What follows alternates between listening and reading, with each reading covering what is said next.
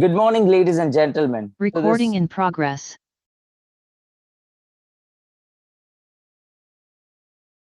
Good morning, ladies and gentlemen, to this magnificently glorious day. It is a great pleasure for me to welcome you all to a one-day virtual multidisciplinary international conference on disruptive innovation in business, science, and humanities here in India on this online platform.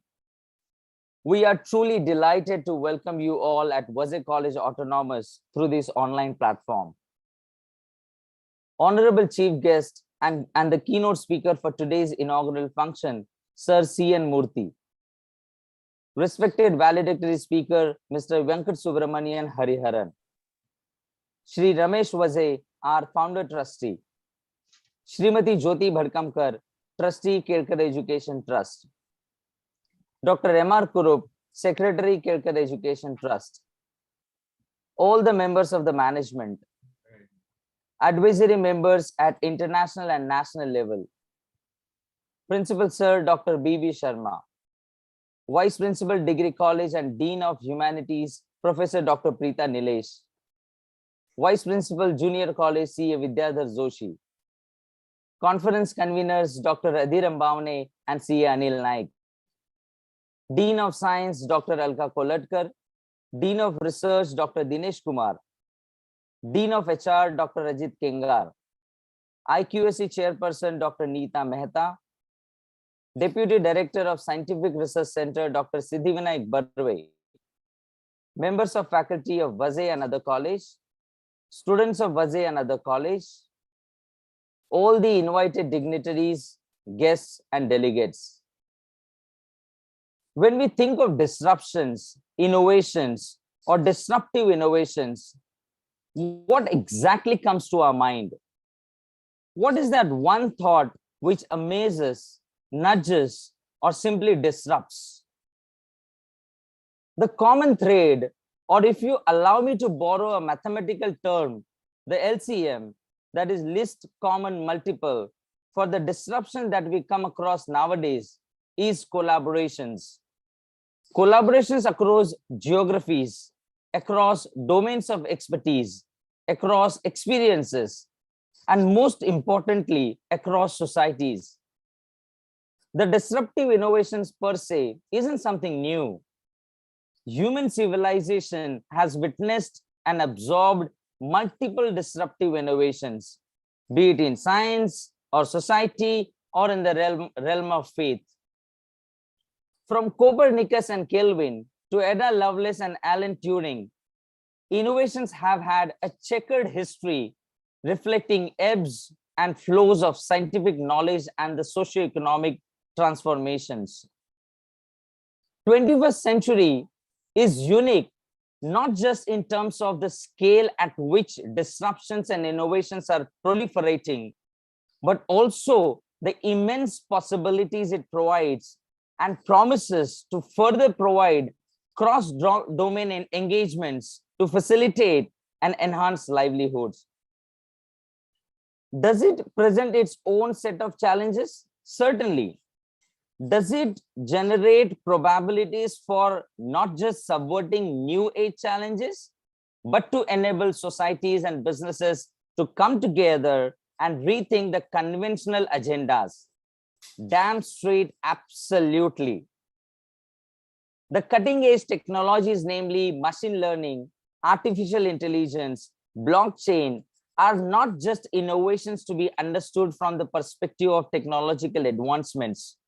Rather, they can and do serve as the tools which help the communities to reinforce their rights, to synthesize the indigenous knowledge pools with the globally accepted norms and procedure, and most importantly, to put in practice the democratic tenets.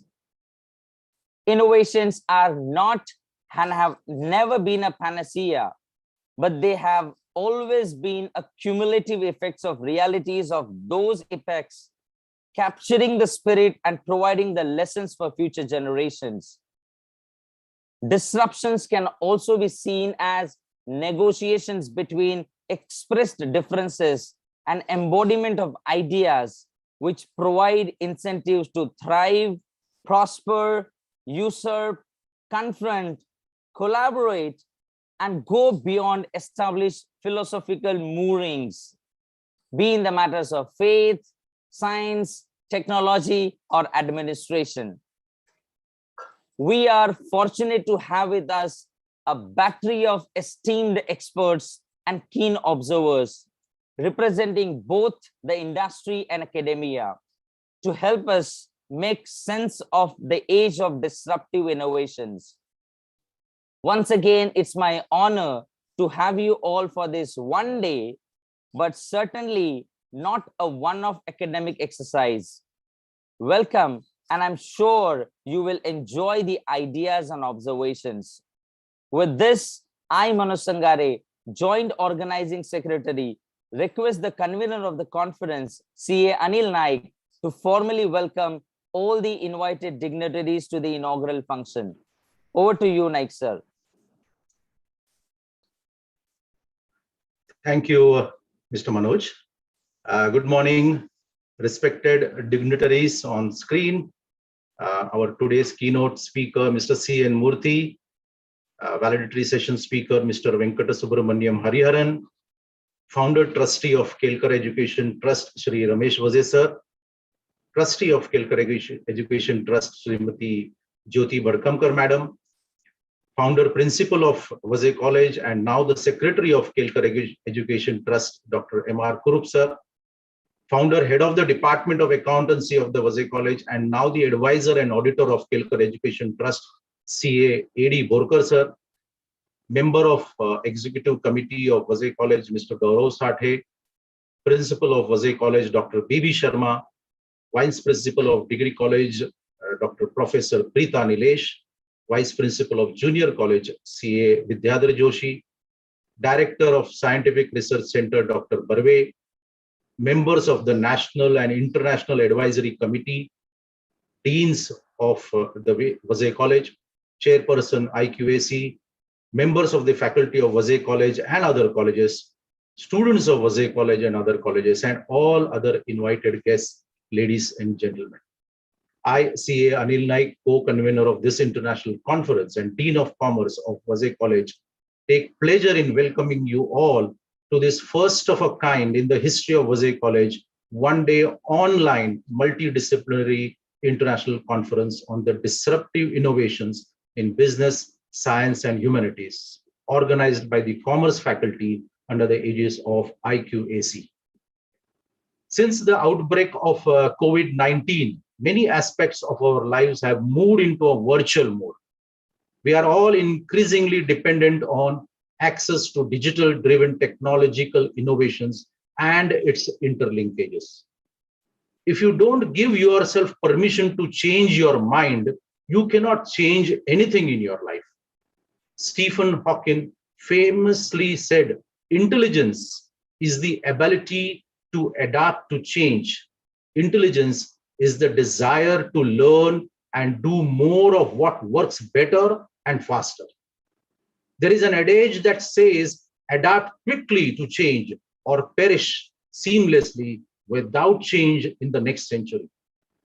We wouldn't have had a better way of depicting this theme of disruptive innovations than this, where from the publicity of the conference, registration formalities, receipts of the abstracts, to even having an e-publication of abstracts, everything took place online.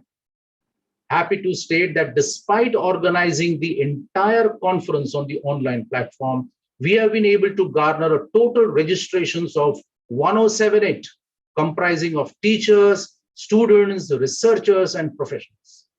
Also very happy to share with you all that we have received a total of about 200 abstracts, out of which 120 are from students, 60 from teachers, and 20 from research scholars. All these abstracts have been edited, have been checked, and the best of that have been selected for the presentation. The total number of technical sessions that we have today are 17, which are divided into 7 sessions for the academicians, professionals from industries, and 9 for the students, and 1 session for the research scholars. The brainchild of this international conference was none other than our dynamic vice principal of our degree college, Professor Dr. 𝗂𝗏𝗀𝗃𝗃 𝗍𝗔, who on the day of the international conference organized in February 2021 by the humanities faculty suggested me, or rather I should say motivated me to organize the next conference. Incidentally, both of us had one name as the convener, and that's Dr. Adhir Ambani. Since then, Dr. Adhir, myself, along with the entire team of all the teachers of commerce, science, and arts, had several discussions and freezed on this theme, disruptive innovations in business, science, and humanities. I'm sure every one of you who have registered for this conference would agree that we wouldn't have found a better timing post-pandemic for this theme. Many of my colleagues in the science and the humanities section asked me why this responsibility of organizing the conference was given to commerce faculty. And I and Dr. Adhir had only one answer, and that is to inspire and motivate the teachers and the students of commerce faculty to take up the research activity. We all know that normally the commerce teachers and students do not get sufficient opportunity to indulge in research activity. And this conference would give a platform to showcase their talent and research acumen, which they do have in them. I'm sure after this conference and before the next international conference, which will be announced by today evening, we will have many more students and teachers of commerce faculty registering for PhD course. The fact that we have more than 1,000 registrations and mainly comprising of commerce students, this conference is going to throw tremendous opportunity to the students and the researchers to interact, study, and will offer great insights on the theme of this conference, which would especially be very useful to the next generation entrepreneurs. As it is rightly said, I quote, as entrepreneurs, you don't need 20 years of experience in your industry, but rather you do need an idea that will bring disruption over the next 20 plus years. Conferences such as these are part of a collaborative effort to deepen our insights and understanding of the new and innovative aspects in all the spheres of life. We hope that you will benefit from these proceedings and will emerge from this conference with an expanded knowledge on these critical issues that we will be covering throughout the day. We appreciate the great interest shown in this event, both from the domestic and from the international stakeholders, and of course, our sponsors. At Vaze College, teachers and the administrative staff always have and will remain fully committed to engaging and cooperating with all our stakeholders on a continuous basis. I have been warned by Dr. Adhir Ambani, convener of the conference, not to speak on the concept note or on the theme, though I am very much tempted to do because the theme is so interesting. But as a convener, he has been assigned with the pleasant task of sharing his thoughts on the theme, and I reserve my comments on that. Allow me to extend a special word of thanks to all those dignitaries who have taken out their valuable time on a working day like today and agreeing to join us virtually. And my special thanks from the bottom of my heart to Mr. C.N. Murthy sir and Mr. 𝗓𝗏𝗀𝗃𝗃 𝗍𝗏 who have agreed to be the speakers for today. I also thank the participants, both local and those from abroad, who have agreed to participate in this conference and to share their insights and experience with us. Thank you one and all, and wish you all a very happy learning and knowledge sharing experience. Thank you very much. Over to you, Manoj. Thank you, sir. Let us begin today's auspicious event with the praise of Saraswati Vandana. For that, I request Ms. Prachi Joshi to kindly present the Saraswati Vandana.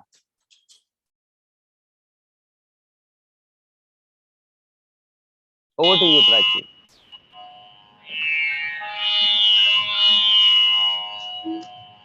या कुन्देन्दु तुषारहार धवला या शुभ्रवस्त्रावृता या वीणा वरदण्डनादा दण्डमण्डितकरा या श्वेतपद्मासना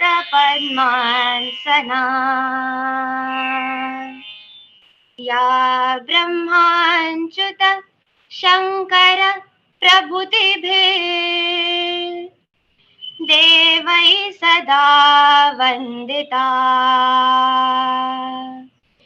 सा मां पातु Saraswati Bhagwati निःशेषजाड्यापः निःशेषजाड्यापः निःशेषजाड्यापः. Thank you. Thank you, Prachi. Now I would like to invite Shri Ramesh Vaze, founder trustee, who had been instrumental to the institution's journey as a pillar of support in all our endeavors. Over to you, sir.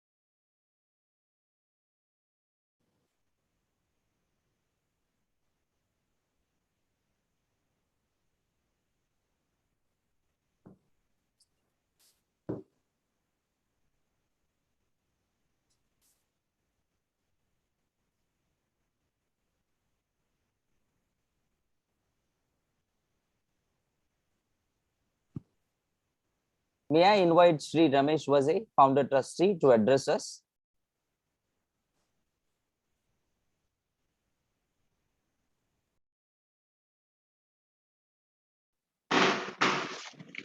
Hello, can you hear me now? Yes, sir. Yes, sir, you are audible. Yeah, I'll start again then. Yeah. Good morning, ladies and gentlemen. As a founder trustee of 𝗗𝗃𝗃 Education Trust and the staff of 𝗗𝗃𝗃𝗃 College of Arts, Science and Commerce, Mulund, I welcome one and all to the multidisciplinary international conference on disruptive innovations in business, sciences and humanities. I would like to thank everyone who have taken the time to attend this conference today. The conference aims to bring to the fore the numerous disruptive and groundbreaking technologies which are causing a paradigm shift in its respective field. The conference provides a platform to researchers across the globe to articulate and brainstorm their ideas and analyze issues for multiple angles. As the saying goes, the only constant in life is change. The world today is rapidly changing and evolving place. Every single day, a humanity is moving forward and coming up with new innovations. Some of them are triggered by necessity, while others can be attributed to the fire in the belly of researchers gunning for excellence. Whichever might be the case, I believe humanity as a whole moving in the right direction as a result of this technological advance. I'm amazed at how comfortable our lifestyle has become as a result of these innovations. As someone who did not grow up in the digital generation, two of the most disruptive innovations of its times for me are the internet and mobile phones. Growing up, if someone had told me that in my lifetime I could simply pick up a phone and talk to a person face to face sitting in the US from the comfort of my house, that too free of cost, I would have shunned the person away. However, today this is a reality and pretty much standard practice. Like me, these innovations have affected the lives of each and every person across the globe and have certainly made the world a better place to live from that standpoint. These disruptive innovations have a power to touch and change lives. They have the ability to bring people together, to challenge the status quo and inspire generations to keep trying. It has the power to uplift the poor and provide better access and opportunities for each and every person. In the recent times, an excellent example for a disruptive innovation contributing to betterment of the humanity that caught my attention is the advent mRNA-based vaccines against coronavirus. mRNA vaccines use genetic materials in the form of mRNA to prime the cells of the body. This demonstrates the power such technologies have to change the world, and there are several other such innovations with demonstrable effects. I would like to encourage each and every participant to come forward and express their views freely, however bold and challenging they may be. Don't forget, every great person with a world-changing ideas was once called a fool and even deemed unfit for society at some point. Despite such allegations, these people persisted and today they have assumed legendary status. The point being, do not be afraid of allegations and accusations which put you down. It is very important to have unnerving focus and belief in your idea. As the saying goes, faith can move mountains. Have faith and keep persisting. You too have a power to change the course of our history. To conclude, I'm confident that over the next couple of days, numerous bold and groundbreaking innovations will be discussed and would have churned out so many of the box ideas which would have been seemingly impossible to conceive at the outset. I would like to thank Principal Dr. Sharma and conference conveners for making this event a reality. I wish the seminar a grand success. Thank you.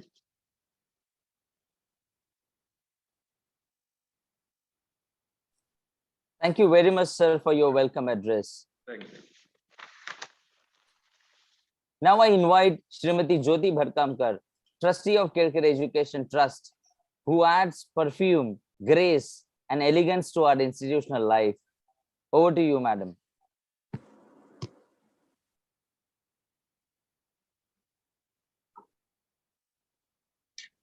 Our speakers, Mr. C.N. Murthy, Mr. 𝗂𝗗𝗃𝗃𝗃𝗃, invitees, Trustee, Secretary 𝗘𝗃𝗃 Education Trust, Dr. Kurup, Principal Dr. Sharma, Organizing and Advisory Committee, students and participants. A very good morning and evening to some, and welcome to this event on disruptive innovation in business, science, and humanities. We are truly honored to have Mr. Murthy and Mr. 𝗂𝗃𝗃𝗃𝗃 address us on such a relevant topic, more relevant in today's age. Our institution, the 𝗘𝗃𝗃 Education Trust, was envisioned and founded by our beloved founder, late Mr. 𝗘𝗃𝗃, my father. 𝗕𝗂𝗃 College Autonomous and the Scientific Research Center are two strong pillars of the institution. Late Mr. 𝗘𝗃𝗃 always believed in research and innovation and linked them beautifully to industry, agriculture, and of course, academia as the foundation. We believe that institutions grow because students make them big. Research and innovation are extremely important for business, science, and humanities. Stagnation of any sort is dangerous to these fields, particularly because the challenges, the environment, and needs keep changing. If we go back a little into history, Indian history, globalization took place in 1991 and 92. And this helped Indian businesses to grow. The progress in information technology changed the way the world looked at India. Innovations have some basic characteristics that The people involved have tremendous passion in the field. They have pride for work and pride for their own country. Growth is a result of the mindset to handle changes which are constant, as we all know. There are different types of innovation. Disruptive innovation is one of them. In disruptive innovation, new technology or technique or idea changes the way of approaching a problem. It entails creating a new market, a value network, and disrupting an existing system. It need not necessarily mean a better product is created, but it means that more people can afford that innovation. One of the best examples is the computer, which in the past would be a single huge processing unit. Then came the main computers, the mini computers, the desktops, the laptops, and now the smartphones to which everybody in the world can have an access. I'm sure all of you have used or known or seen floppy disks, which we used to use in the past. Their transition from floppies to CDs to USBs and now to cloud is surely a continuous process of disruptive innovation. Those manufacturers who did not follow these innovations were out of business. In initial stages, the disruptive innovations are not accepted easily by all. As time passes and the benefits are seen, people start accepting them.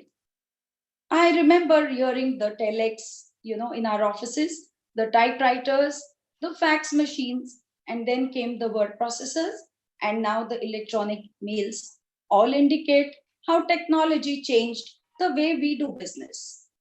In the past, we had video and CD libraries for watching entertainment. Then there were subscriptions. Then came in video streaming subscriptions based, and now there is a whole database shown of available movies, Netflix being one of the examples of how innovation has taken place. In business, retail, manufacturing, and logistics, they've changed from time to time. E-commerce has disrupted how things are sold. 3D printing will change the way things will be manufactured. Science has seen many disruptive innovations. In medical science, for example, we have seen the stem cell, which is more of a curative purpose, and disrupting how diseases like diabetes, Alzheimer's, etc. are being treated. In medical science, there are virtual reality trainings to show how the medical problem is to be addressed. Surgeons are able to conduct operations with minimum incision and maybe in a day procedure. In humanities, also, there are various disruptive innovations which have taken place in language, in history, philosophy, leading to patenting also. You can also see how funding of humanity projects has undergone change. Now, why is it important for us to learn about disruptive innovation? Mostly, disruptive innovations are introduced by new entrepreneurs. Large companies have a lot of rigidity and take time to adapt, whereas small companies can easily adapt. Internet, mobile, robotics, cloud, genomics, 3D printing, autonomous vehicles have come to stay. Studies in biotechnology, information technology, and nanotechnology are bringing about a lot of change. India is looked at as a manufacturing destination. We have entrepreneurship and technology. And we welcome all of you to try your expertise and research-oriented work in India. Today, costs are increasing, and hence research and innovation only can come to our rescue to substitute rare and costly materials. I would urge all students to be focused in their fields of passion, work towards innovations so that we are able to counter difficulties. In the past 2 days, you might have encountered worldwide possibility of blackouts, which they are in discussion. There is a coal shortage in say 5 days or 10 days stock, and such things being discussed all over the world. I think such crises can be avoided if we see them beforehand. I wish all of you a successful seminar, a great day ahead. I welcome all of you once again, and thank you very much, and namaste. Welcome all of you. Over to you, Mr. Manoj. Thank you. Thank you, madam. Thank you so much for your welcome address. Thank you. Now I invite Dr. 𝗂𝗂𝗃𝗏, Secretary of 𝗘𝗂𝗃 Education Trust, to share his thoughts with us. Over to you, sir.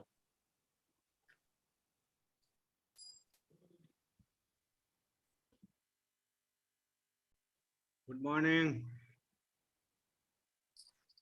Good morning, sir.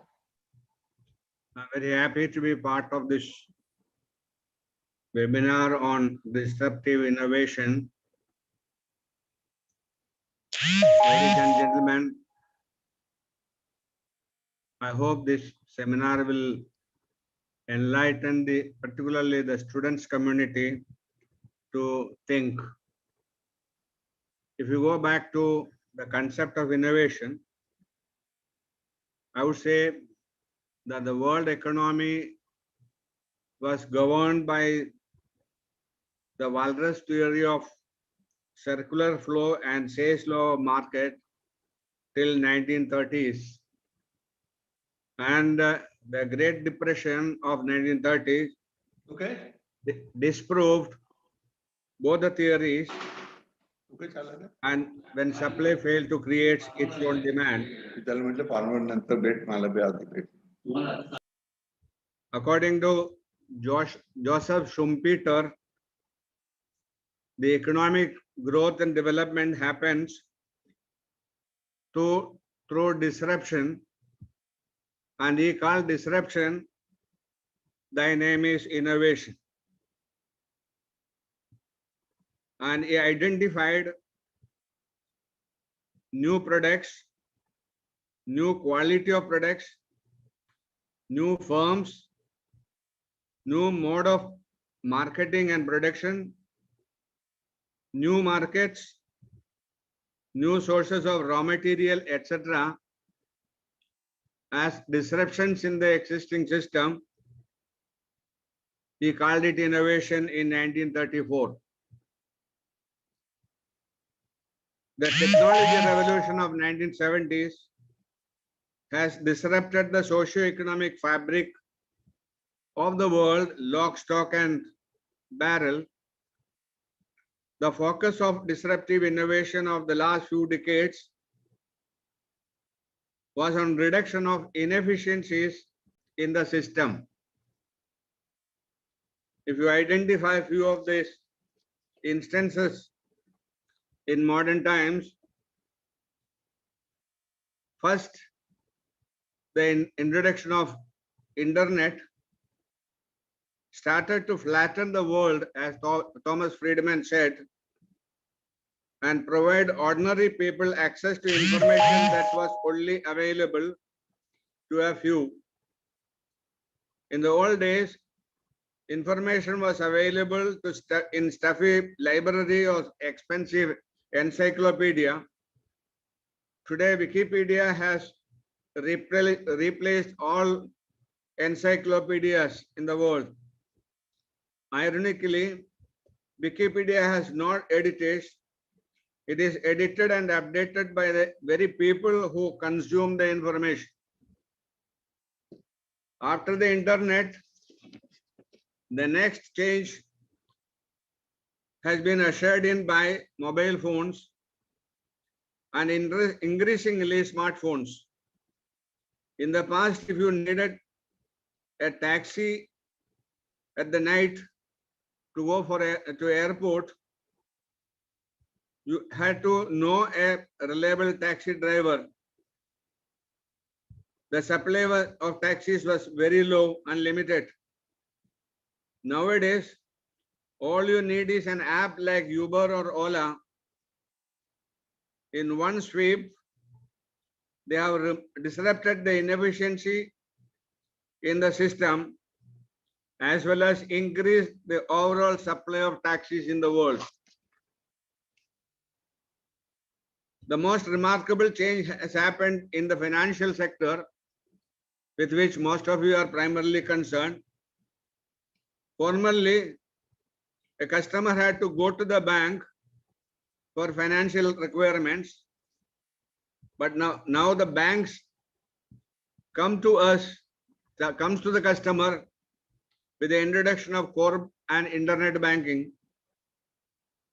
Even one who do not have a money in the bank or the pockets still can carry out transactions with an innovative plastic product called credit card. It is now known as plastic money. Take the stock market. It was a ring-based trading and brokerage, and brokers were doing the buying and selling, keeping the customer in the dark till the end of the transactions. This restricted wider participation in the market.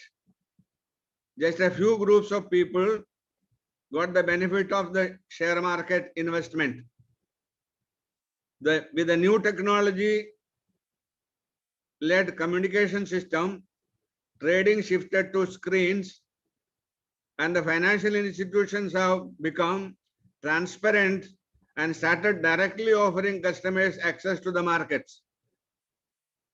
One can conveniently participate in the open market during the working hours, sitting anywhere in the world. The market, which was dominated by a small section of the society, open to global transactions. Even students are found investing their pocket money in the market nowadays. Wealth grew at a very rapid rate, and market has made even commoners millionaires in India. It is not just global companies that are causing disruptions, but even homegrown companies, to mention a few like Paytime, started as a digital payment system in 2010, is currently valued at $16 billion. Zomato, a restaurant aggregator and a food delivery company founded by Dibendra Goyal and Pankaj Chadha in 2008, is now valued at $6 billion. And the most important changes happened is the introduction of Zerodha, which is the largest stock broking enterprise in India, started by two Kamath Pradesh in 2010. They offer a wide range of services like equity trading, derivative trading, currency trading,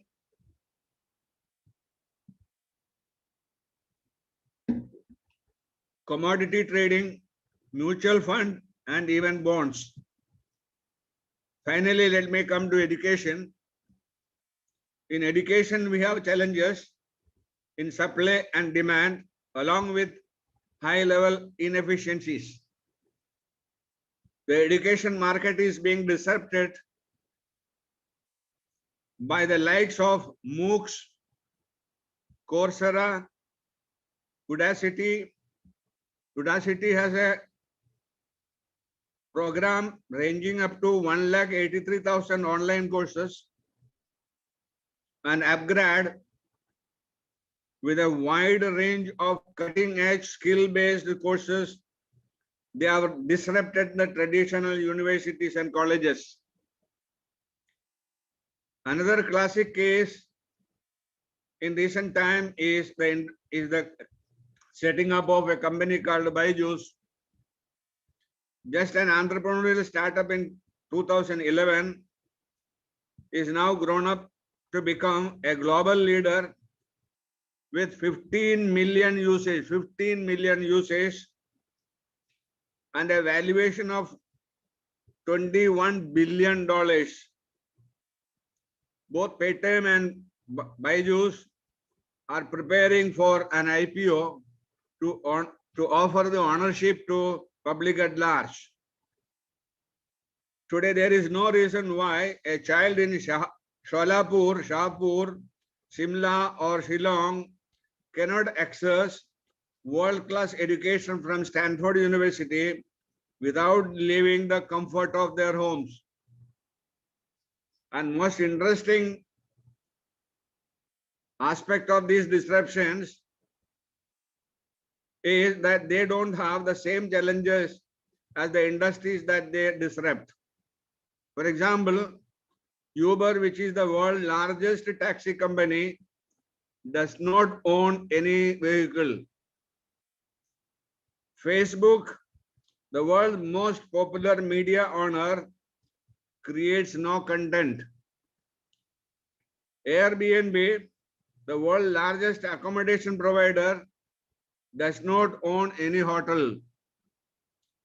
Coursera, the world's largest platform for online courses, has no classroom or teachers of their own, which means they're all operating online. Even the Indian economy, which was growing at an average rate of around 3% till 1991, picked up the tempo and reached a growth rate of almost 8 to 10%. India, which was known as a rich country of poor people, have now achieved a commanding heights with the status of the world's 4th or 5th position in GDP. Thus, in short, I would say innovation has disrupted socio-economic fabric not only of India, but of the entire world. It requires very serious study, and I appreciate those who are organizing this program will definitely be in a position to throw open challenges, and some of these challenges will be accepted by the participant. The webinar will bring new and meaningful ideas with startup potentials. I wish you a great success. Thank you very much.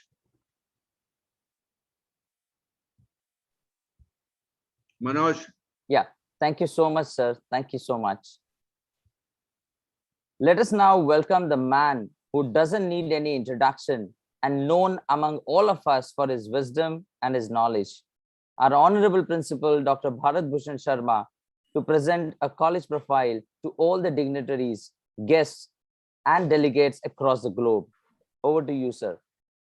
Thank you, Manoj.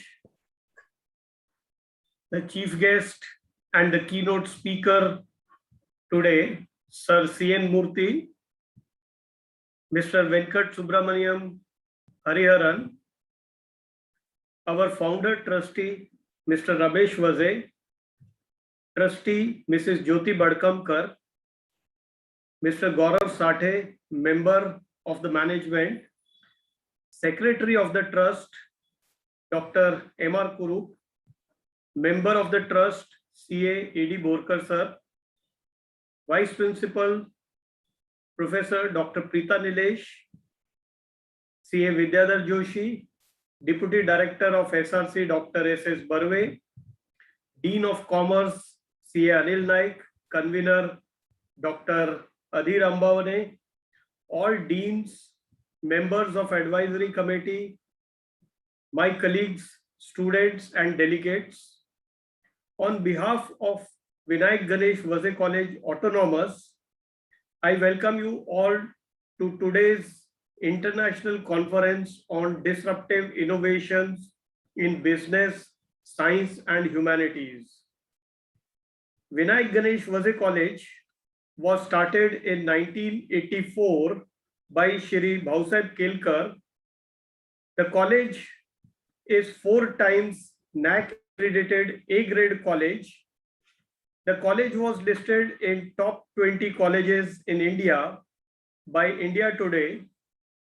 The college has CPE status from University Grants Commission. The college was adjudged the best college in the University of Mumbai. The college has star status from DBT. The college, in addition to regular courses in art, science, and commerce, has professional courses in BMS, BBI, accounting and finance, BBM, BMM, IT, BT. The college has BVOC in tourism and hospitality, and a very special course in perfumery and cosmetology management. The college has a very good academic record with good results at board and university, and the college also has a very good sports record, always being in under 10 at university level, and we also have 12 𝗕𝗫 𝗀𝗶𝗃𝗫𝗁 awardees from our college. The college has scientific research center which caters to industry, providing technology and also providing tissue cultured aromatic oil plants to the farmers. The advanced research chemistry laboratory with adjunct professor Mrs. Bhatt is into anti-cancer research, anti-malarial drug research, and even in COVID-based drug research. The college has a skill development center and finishing school with commerce lab, language lab, and an e-learning lab. The college is very active in institutional social responsibility activities. Our cosmetology department runs a batch for visually challenged, training them in sensory evaluation. We, in addition to foreign student exchange, also have students from rural colleges and give them skill training free of cost. The college conducts special practicals for school students where the laboratory facilities are not available. Our students of third year BA, BSc and BCom and post-graduation help in teaching in schools in the nearby areas where there is a shortage of teachers. We conduct many guest lectures, seminars, and conferences for overall development of the students. I'm very happy that Commerce Department has organized this conference on disruptive innovation in business, science, and humanities. I congratulate the convener, Dr. Adhi Rambavane, and all my colleagues from the Commerce Department for this conference with a record number of delegates, which is more than 1078 from different colleges, different universities, different states, and even different countries. I welcome you all to this conference once again, and I'm sure each one of us attending this conference will be benefited in a big way. Thank you. Thank you very much.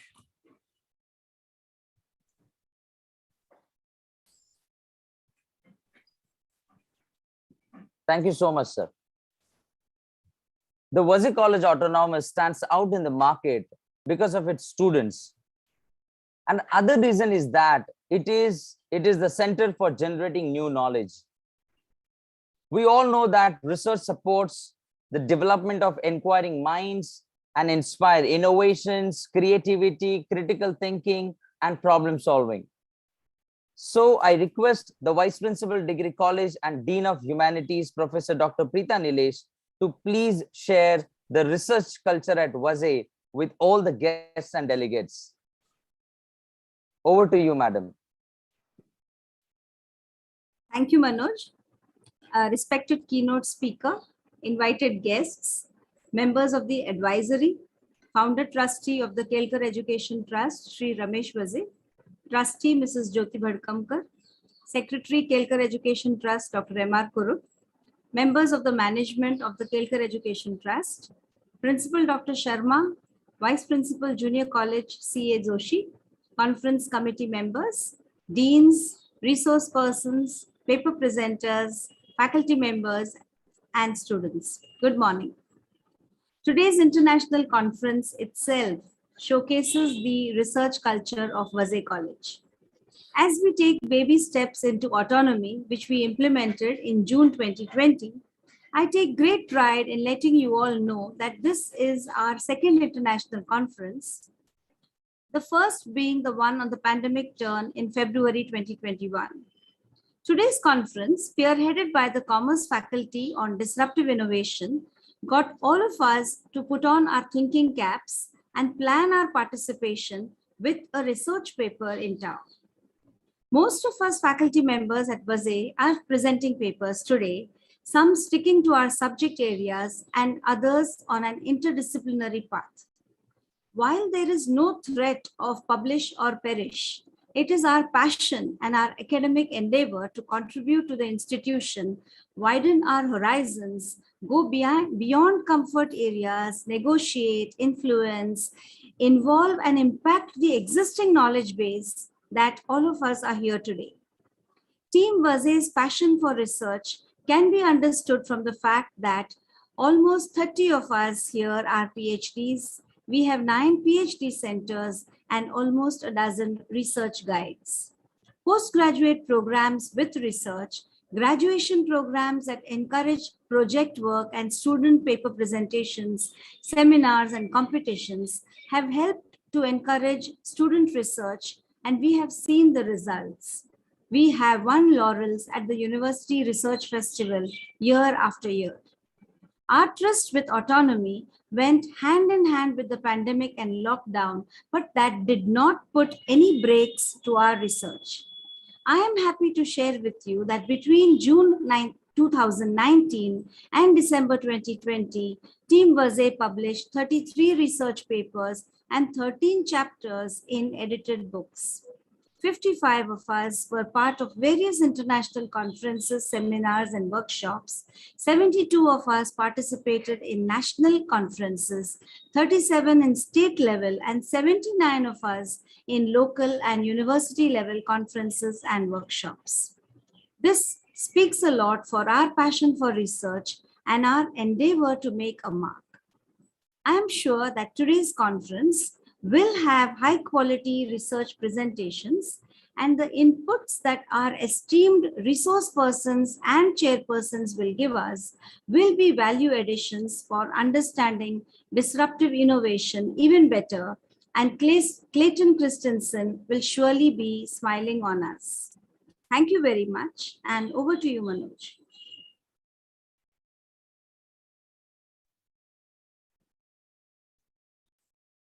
Thank you, madam.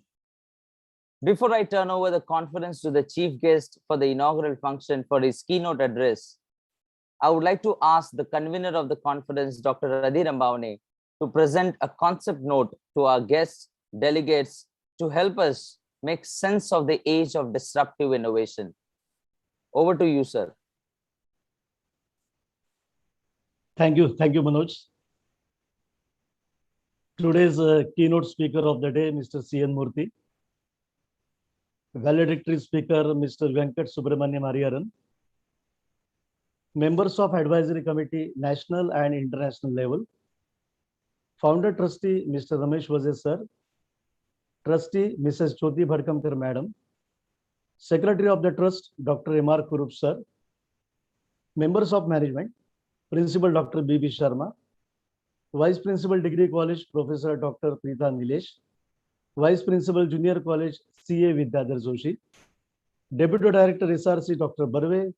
Deans of Vaze College, Chairperson IQAC, Organizing Chairs of Conference, members of Faculty of Vaze College and other colleges, students of Vaze and other colleges, and all other invited guests. Namaskar and good morning, everyone. Today, The world is moving faster than we can think. So it is imperative we change our thinking. As the pace of change accelerates, we are increasingly asking individuals and organizations to become more agile. Therefore, organizations and people will have to transform and be innovative. Now, innovation has become the lifeblood of our global economy. It is widely recognized as a major source of competitiveness and economic growth of all the countries. It has also become a strategic priority for every manager around the world. In fact, a recent IBM poll of 1,500 CEOs identified creativity as number one leadership competency. So the letter I in India must stand for innovation and not for imitation. Further, innovators not only think different, but they also act different.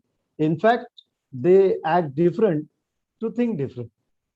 Though we talk about innovation, it is important we shift our attention from incremental innovation to disruptive innovation. It is a game-changing innovation. American scholar and Harvard Business School professor Clayton Christensen coined the term disruptive innovation in 1995 for the first time. He described disruption as a process where a small company with a fewer resources successfully takes on an established incumbent business.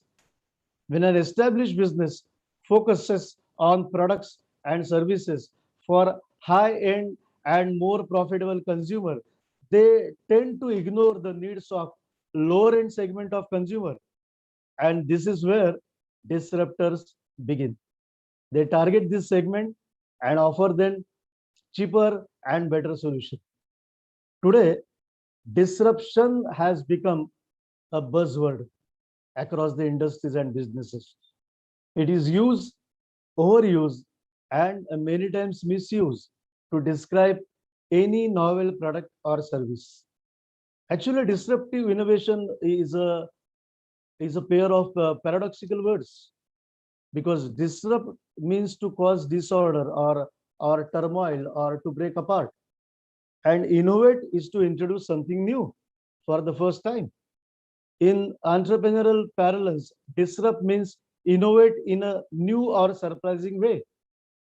Now, question is, how can we do this in India and become a high-performing nation? We finalized the theme disruptive innovation for today's conference on the basis of what our Honorable Prime Minister said in NITI Aayog meeting. Prime Minister said, time for incremental change is long over.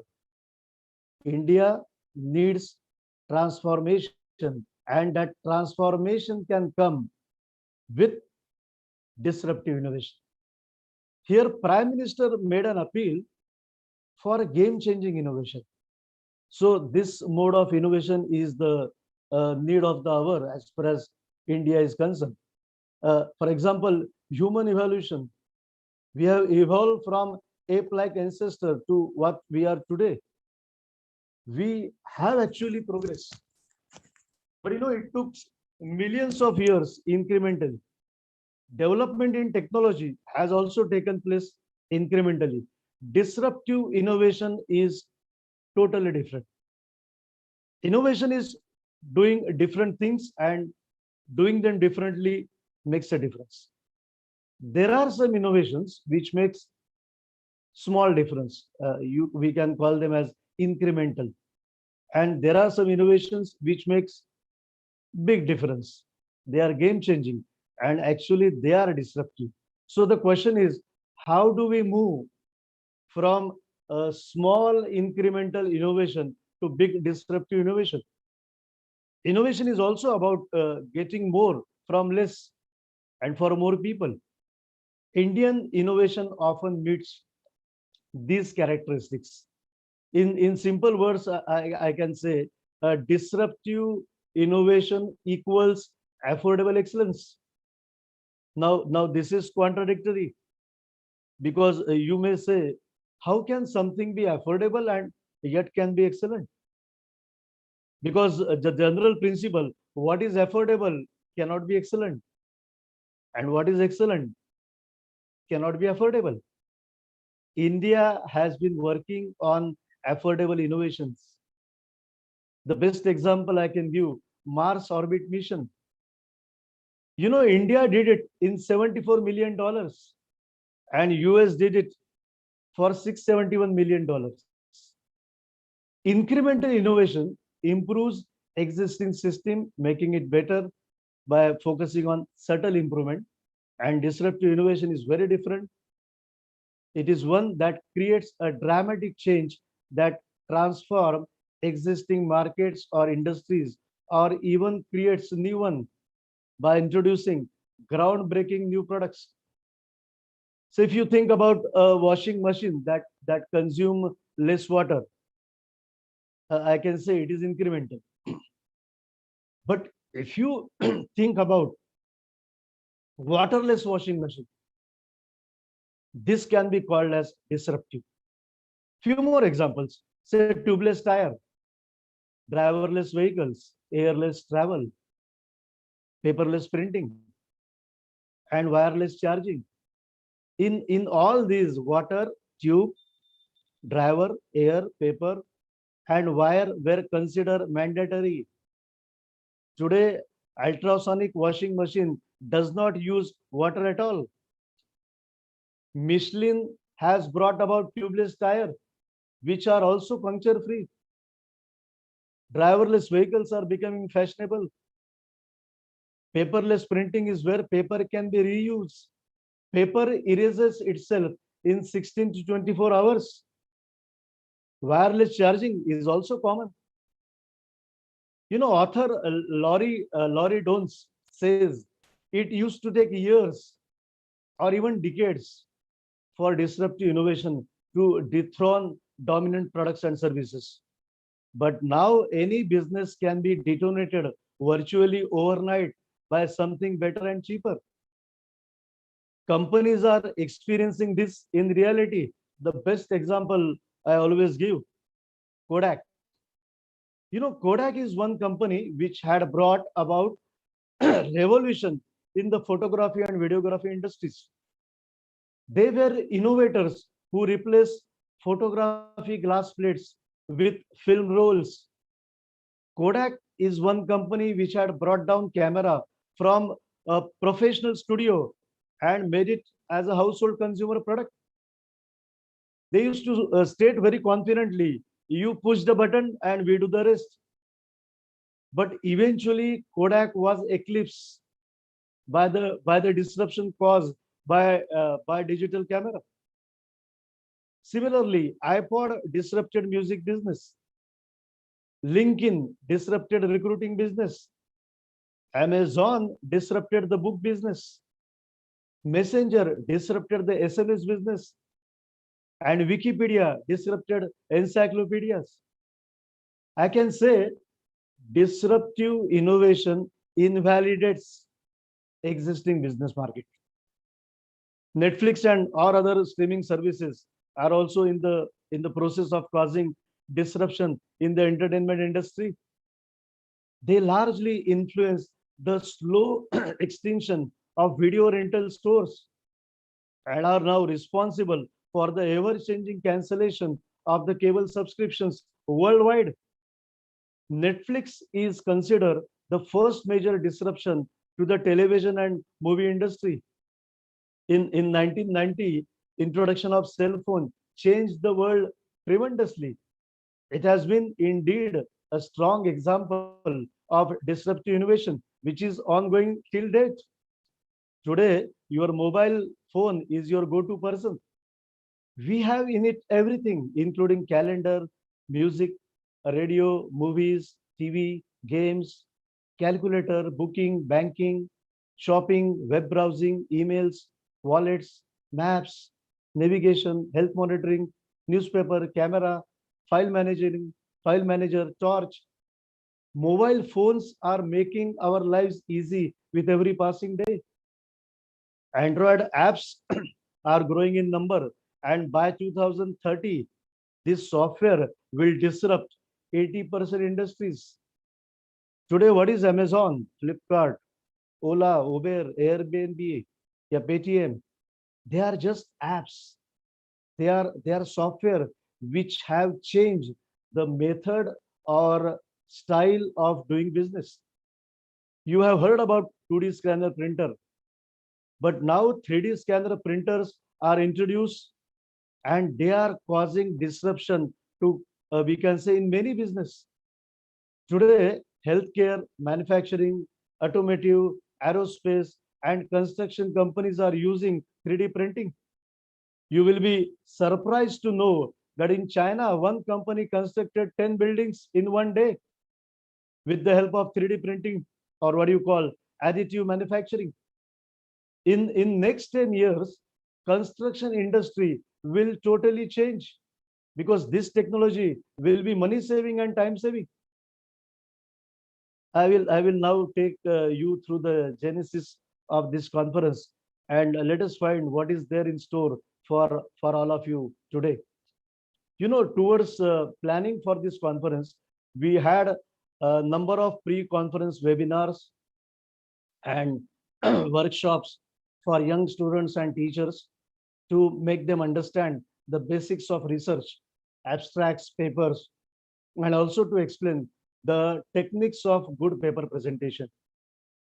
We have decided many sub-themes which range from generic to specific in the area of disruptive innovation, and we are extremely happy to announce that we have received an overwhelming response to this conference with 1085 delegates registering and 200 papers from the academia, including teachers, independent researcher, PhD scholar, undergraduates, postgraduate students, and professionals. We have planned today 17 technical sessions on various thematic tracks. In the conclusion, I want to emphasize a particular point, especially to all my young students, that when we see innovations around the world, you know, there is a general perception that it will take ages for this to happen here in India. But I must say that is not going to be the case. You know, while driving a car, the vehicles you see in your rear view mirror are nearer to you than you think they are. Similarly, future is also nearer to you than what you think, and therefore we need to prepare ourselves for this tectonic change in business and society. And I would like to leave you at this point with this thought. To achieve growth in fast changing world, I am sure you will want to be a disruptor and not be disrupted. You know, before I wind up, I am extremely immensely happy to let you all know that we would like to dedicate this conference as a retirement gift from all the commerce faculty to our esteemed principal, Dr. B.B. Sharma, who will be retiring by the end of this month. He has successfully invested the last 37 years as a guiding light in this institution. And, you know, we cannot think of better gratitude than this. So we are thankful for all the constant support and valuable guidance that you have provided to us. Sir, it has helped us to better ourselves, not only in career, but also in personal life. Thank you. Thank you very much. Namaskar. Over to you, Manoj. Thank you very much, sir, for presenting a concept note in such a lucid language and with number of examples of disruptive innovation. And that really made us understand it. Thank you so much. Abstract book of the conference contains abstract and extended abstracts in accordance with the theme. So now it's time to release the book of abstracts, and for that, I invite the convener of the conference, CA Anil Naik, to proceed with the release of book of abstracts. Over to you, sir.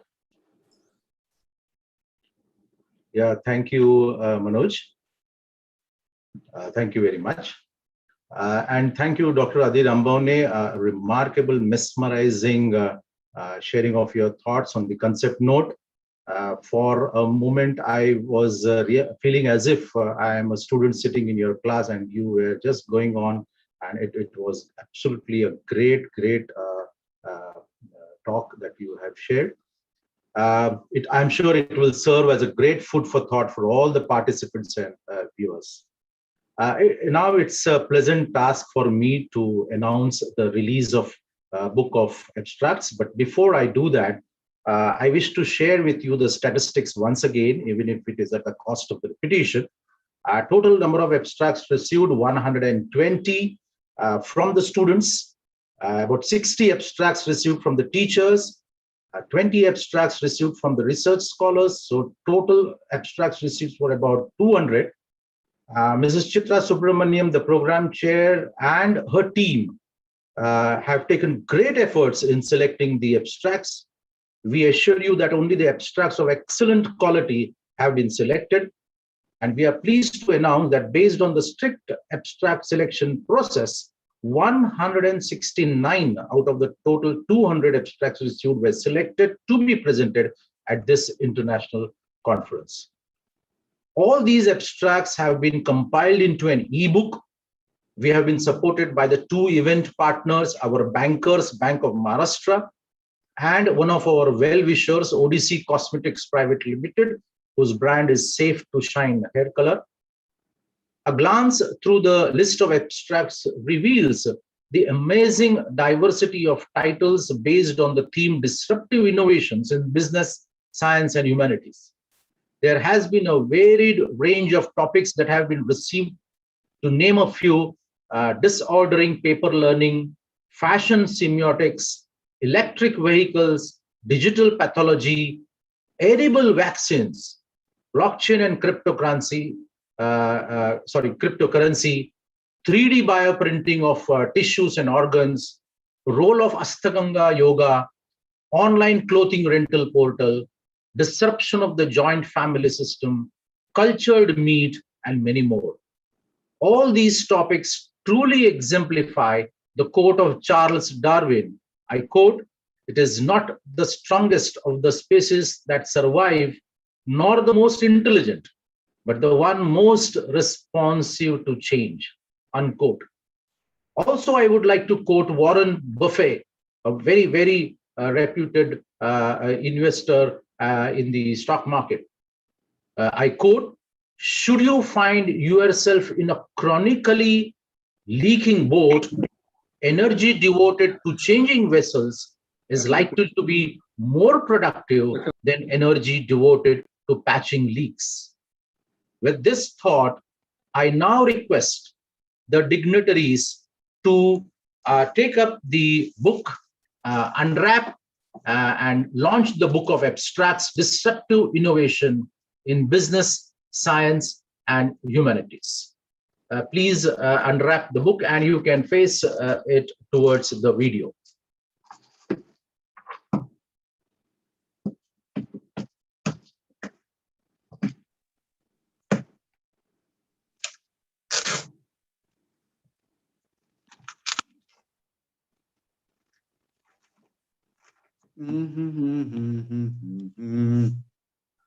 Yes.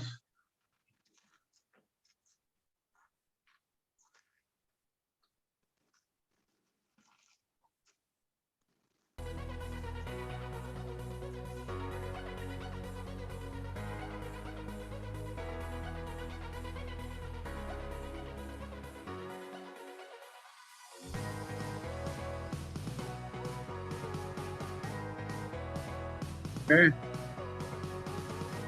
Anil, Yes, sir. okay. Yes, sir. Yes, sir. Okay, congratulations. Thank you so much. Thank you so much. Thank you, sir. I will now request Ashwati to give us the sneak peek of the e-publication of the abstract.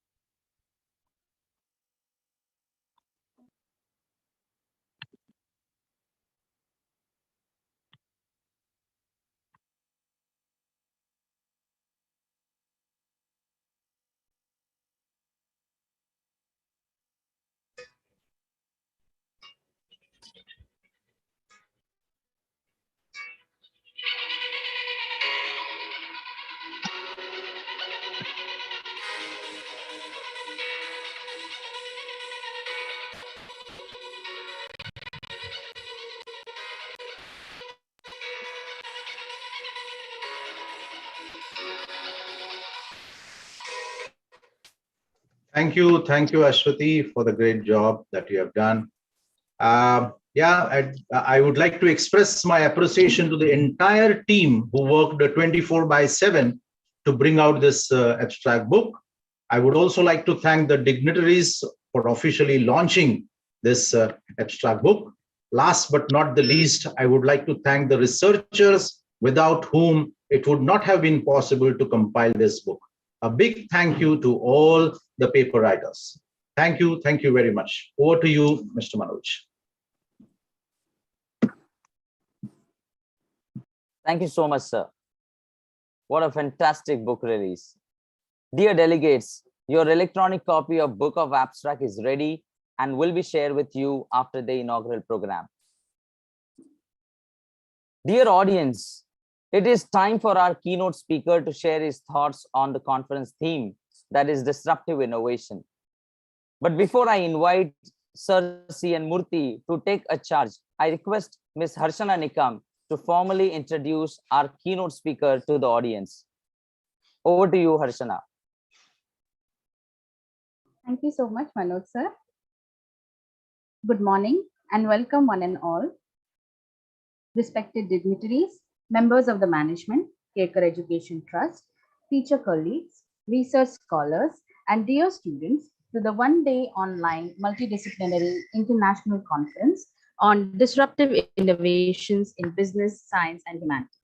It is my honor to introduce our keynote speaker, Mr. C.N. Murthy. C.N. Murthy sir is a B.Tech Mechanical from IIT Kharagpur and a trained professional in executive coaching, life coaching, and mentoring by Coaching and Leadership Inc., Canada. He's an expert in team coaching. He is also a Six Sigma Lean implementation practitioner. Murthy sir is a certified Lumina Spark Leadership Personality Assessment Trainer, a certified DISC trainer, as well as a trained EUM practitioner. Talking about his professional experience and skills, Murthy sir works with organizations and leaders, empowering them to achieve business goals. He has worked with F500 companies, SMEs, and entrepreneurs across industries and cultures. He's a transformational coach with a holistic approach towards bringing about change that matters in individuals and teams. At the same time, Murthy sir has also served in diverse management and leadership roles, even at board levels, with companies like ITC Limited and Huhtamaki PPL. He is currently serving as an independent director on the board of a listed company in the financial sector. Now, let me introduce his assignments, which include coaching with CXOs and others to help them achieve Mission Impossible goals, to develop leadership presence, courage to speak, effective presentation, managing self in chaotic times, and learning to be in the flow by shedding polarized mindsets. He has also carried out workshops, including executive presence, coach the coach, executive mentoring, manager as coach, crucial conversations, innovation and creativity, business simulation games, and business communication. He has a number of years of experience in consulting, in business strategy, and value selling across industries, skill assessment, diversity, and inclusion. Sir's corporate experience of over 40 years includes board-level assignments such as multinational COO and independent director, leading change and strategic growth for various institutions. Sir's latest corporate assignments were being the executive director and COO, Huhtamaki Limited, and the independent director at Motilal Oswal Financial Services. Talking about Sir's focus area, these are CXOs and team coaching, coaching for transformation and development of individuals with focus on behavioral shifts. Sir is a PCC, International Coach Federation, and past president, ICF Mumbai chapter. He has been a sorcerer for transformational change, facilitating deep transformational shifts in Mission Impossible goals and leadership programs. He is a certified facilitator for programs on accountability, EI, executive presence, and crucial conversations for collaboration skills. He is a leadership, executive, and team coach with 2,000 plus hours of experience and 4 decades of corporate career training. Sir, we are indeed privileged to have this opportunity to hear from you, and we are eager to be enlightened by it. Over to you, sir.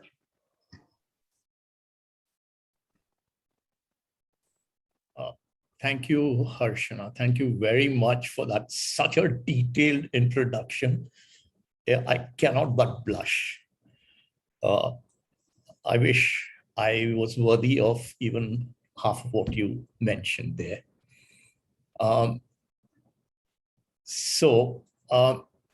Honorable trustees of the Kelkar Education Trust, Shri Ramesh Vaze, Srimati 𝗖𝗂𝗃𝗃𝗀𝗃𝗃, our valedictories, session speaker, Mr. 𝗂𝗃𝘁𝗃𝗃𝗃, Dr. Kurup, Principal Sharma, Professor Preeta Nilesh, Mr. Borkar, Dr. Ambavani, and Mr. Anil Nayak, Ms. Chitra Subramaniam, members of the organizing committee for this conference, all dignitaries present here today, distinguished dignitaries, academicians, scholars, professionals, and students. I'm indeed delighted and indeed honored to be invited to share my thoughts and beliefs with this august and learned gathering. I've just been hearing to Dr. Ambavani, to Dr. Kurup, and in fact, all the speakers here today, and the understanding that they have given about innovation and change has been so deep and moving. You know, a lot has been spoken on the importance of innovation and change, as also how it continuously changes our lives. All change causes disruption of one kind or another. Disruption affects us as individuals. It affects us as organizations that we build and work in. And it affects the very systems in which we spend our lives. And yet, all innovation, like Dr. Ambavani mentioned, does not necessarily disrupt existing ways and systems that we have. Some add dimensions to what exists, while other innovations have the potential to threaten and disrupt. Now, a deep understanding of disruptive innovation, which is game-changing, is what Dr. Ambavani noted. And when well understood, it increases our ability to cope with chaotic change with greater success. Now, I come from the past, when Clayton Christensen had not yet been drawn to the research that helps develop the theory of disruptive intelligence. If I reflect on the climate of those times, it was an age of stability. Organic growth was the prime objective. As leaders and professionals, we focused on improving our products and processes. We focused on creating better products that, in our eyes, delivered better value for our customers. The accent was on perfection and on making good products better. Now, there were several management models and theories that were framed and adopted to help organizations excel in these journeys. I remember when I was in ITC in the early 70s, 1970s, we swore by the management by objectives theory, MBO it was called. This was all the craze in those years. Then came the stress on the power of Six Sigma and lean. Came ISO.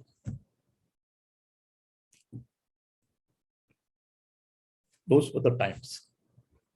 Now, please do indulge me as I reflect on the lessons I learned as a packaging professional, working first with ITC Limited, and then with 𝗗𝗶𝘀𝗃𝗃𝗃𝗃𝗃, which was a subsidiary of the global multinational 𝗗𝗶𝘀𝗃𝗃𝗃𝗃 of Finland. Now, I've had the opportunity of interacting with leaders and marketing professionals in many corporates across a multitude of industries, ranging from FMCG to pharma to industrial and engineering products. Packaging is always the customer's first handshake with a product in the marketplace. Now, brands are built with the stories that the packaging narrates. Market shifts, competitor moves, innovations, and launch of new technologies. These are all there for a packaging professional to experience and learn from. I watched the way a detergent like Nirma took on a very well-established and trusted product like Surf. Now, this is a story that has indeed become a legend. Similarly, the soft drinks upheaval, when a Desi company came up with Thumbs Up to take on the mighty Coke. Haldiram taking on Pepsi in the wafers and snack food business are all examples that come to my mind. And these are from the years of war. So disruption used to happen even then.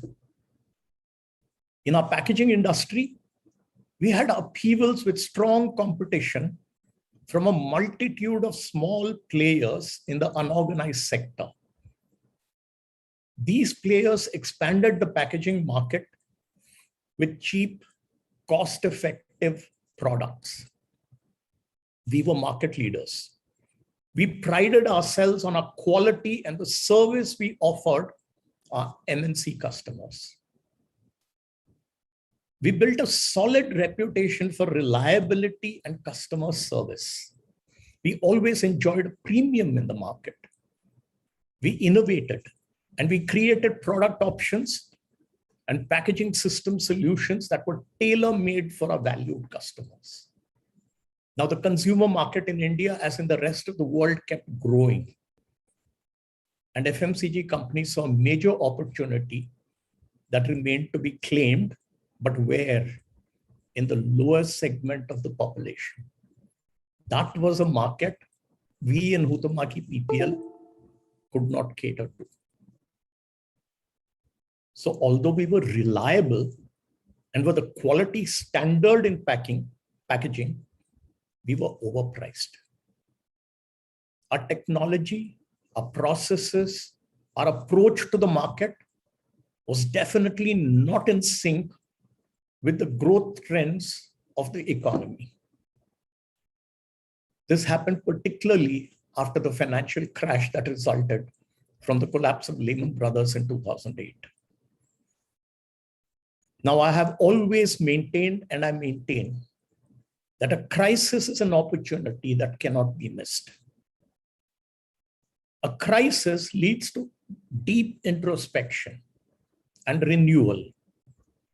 One finds the momentum to break old models, and the lessons learned breathe new life that can spur organizations to greater heights. 𝗗𝗶𝘃𝗃𝗃𝗃 had always been a corporate that was steeped with a spirit of innovation. Very early, we set ourselves strategic goals so that we could track and ensure that we never lost focus on innovation. We set up a program which created an impetus for innovative thinking in our organization. It drove action. In the team, it was called NASP, NASP, New Applications, Services, Process, and Products. We had every single employee in the organization focused on NASP. In toilets, on the mirror, we had a sticker. What was your NASP idea today?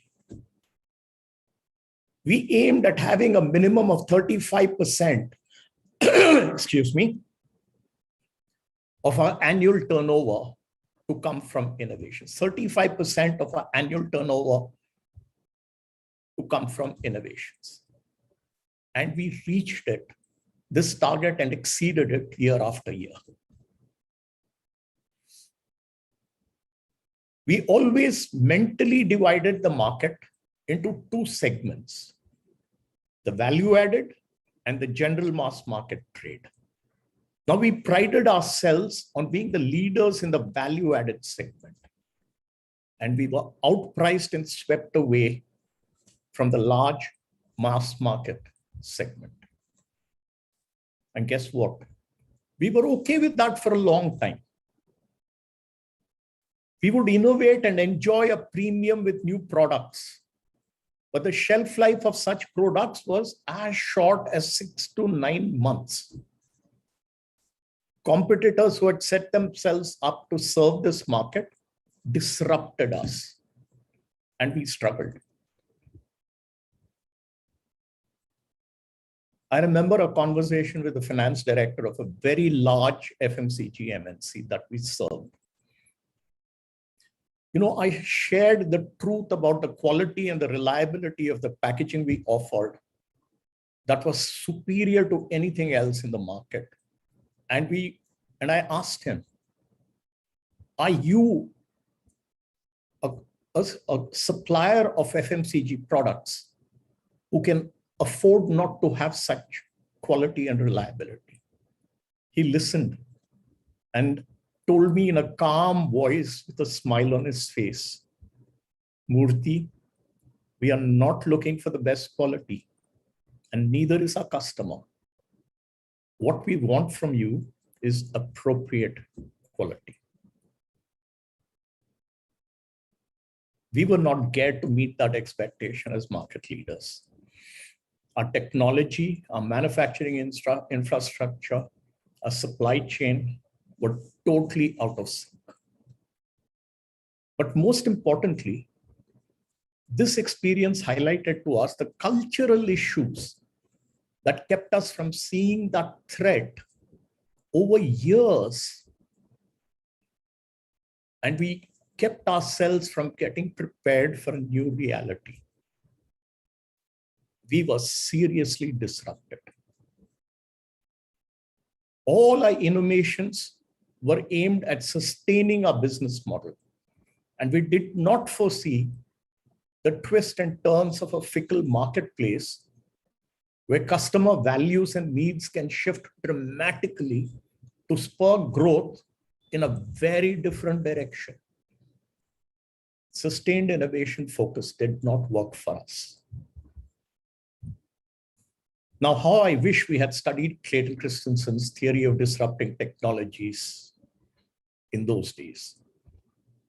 Around 1995, Christensen's seminal work on disrupting technologies, Catching the Wave, was published. And in 1997, The Innovator's Dilemma popularized the theory of disruptive innovation. The results of his multi-method study indicated that when an innovation that improved the performance and attributes that customers historically valued emerge, existing players tend to lead the process of taking it to the market and maintain their positions as we had done. However, when an innovation that introduces new elements or attributes that cater to a very different set of customer desired values emerge, existing players tend to ignore the innovation. And that leads to them either languishing or even failing. The new entrants lead the process of development. Now, Christensen noted that this pattern is observed consistently across multiple technological generations and product life cycles. A whole number of examples have been quoted to illustrate this. And every single day of our lives, more and more such innovations that disrupt come into play. Now, Christensen identified two clearly different forces that drive innovation to change in an existing marketplace. Innovations that improve products and services along the dimensions of performance that mainstream customers care about. These have markets. These are what markets have historically valued. Now, these are the innovations that enable incumbents to sell more products to their best existing customers at a higher margin. Now, these are termed sustaining innovations. Without such innovations, a company languishes with no growth. Now, our innovation drive was always focused on this area. Disruptive innovations, on the other hand, when initially introduced, according to Christensen, are often low-end and inferior to the products that are currently sold on accepted performance dimensions. They do, however, offer a novel mix of attributes, very different to the attributes that are being focused by existing players. And these appeal to customers that are not in the mainstream, and also to those who are near the bottom of the market. Now, the products are often smaller, and services, the products and services are often smaller, cheaper, more accessible, and more convenient. An example was the disruption, therefore, caused by the launch of Nirma to compete against the well-established player like Unilever's Surf. Today in the retail market, you can see the story repeated with the proliferation of store brand consumer goods. And these are competing against established brands which have earned the trust of customers all these years, being supplied by MNCs. Now, in our case at 𝗖𝗶𝘀𝗃𝗃, now this slow rise of a formidable competitive force in the shape of packaging suppliers in the unorganized space clearly illustrates this. This disruption, which we faced, it disrupted the market. It created a new market segment that provided value to customers who are not consumers of our products and services. The reality is, it kept happening and we didn't recognize it. It crept upon us gradually. And we did not realize the power of what was happening for years to come. Now, disruptive innovation theory further postulates that there are three elements that make disruptive innovation successful. To be truly disruptive, it is not good enough to come up with a new idea or a new technology. Enabling technology for a disruptive innovation is the first element. But that must be supported by an innovative business model. One must target new customers who previously did not buy products or services, or low-end consumers who dominate a market segment that is often least profitable. A third very, very important element is also developing a coherent value network of suppliers. Christensen discovered that disruption does not happen with a unified entity. Disruption happens when there is a network, a coherent value network that is created that can sustain the low profitability that can sustain the manufacture and delivery of a low-end product. So the partners in a value chain who gain when the disruption caused by innovation have to gather momentum. So these are the three elements that become necessary for disruptive innovation to gather momentum. It is only when all these three are adopted that the power to threaten and unseat established players in the market is developed. When we realized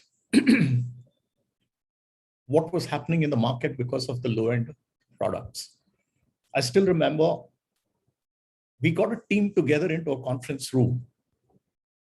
And I said, look, if these low-end players have succeeded in supplying the products they are doing at such ridiculously low prices for years and years and years, and they still survive, it's obvious that they are not losing money. I mean, they're all shrewd businessmen. So what really is happening? And what are we missing? So we locked ourselves into a conference room and said, we do not go out until white smoke comes out of a chimney and a new pope is elected in PPL. And we debated and we debated.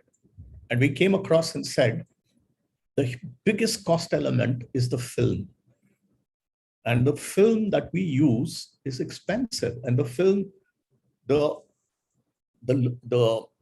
unorganized sector uses is bought on the high seas of the market as seconds. So we said, why can't we use those? And we said, because we are PPL, we cannot sacrifice quality. So we said, we need supplier support.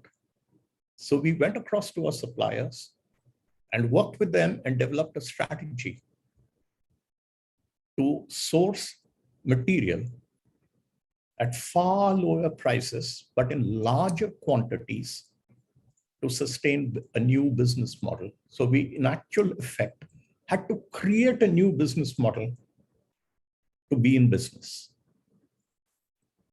Now, organizations, leaders who lead their fortunes always get caught up in a web of success and established thought processes. And we are focused on just being better at what one does.